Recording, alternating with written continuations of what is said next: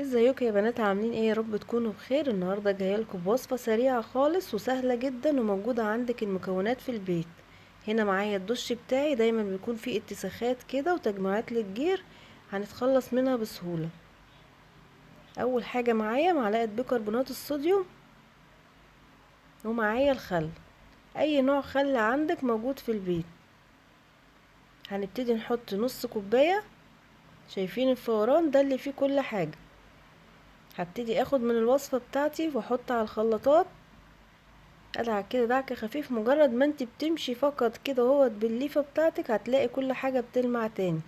والوصفة دي بتمنع ان هي تتراكم اي حاجة تاني على الخلاط بتاعك. هنا برضو باخد من الوصفة وبحط على الدش بتاعي. بصي، مجرد ما بتمشي بالليفة كل حاجة بترجع تاني زي ما هي، وبيمنع ان اي حاجة تاني تتراكم. هيكون تراكم بسيط خالص مطرح الاستعمال.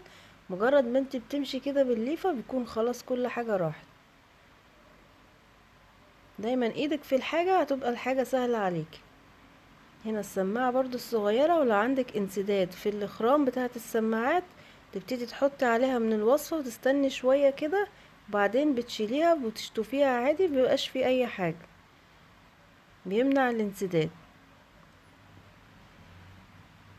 هنا انا بدعك جزء جزء، وده الجزء ده وبيكون فيه تراكم للجير شوية مطرح الصابون. ابتدي ادعكه كده، كل حاجة نضيفة معاكي طالما ايدك فيها على طول.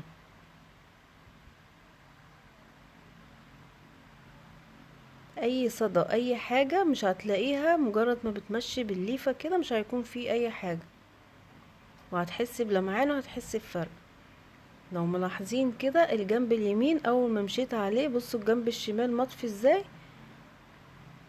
الجنب اليمين مجرد ما مشيت عليه بالليفة كده كل حاجة رجعت تاني. وصفة جميلة جدا ومهمة جدا في البيت ومش مكلفة خالص. شايفين اللمعان؟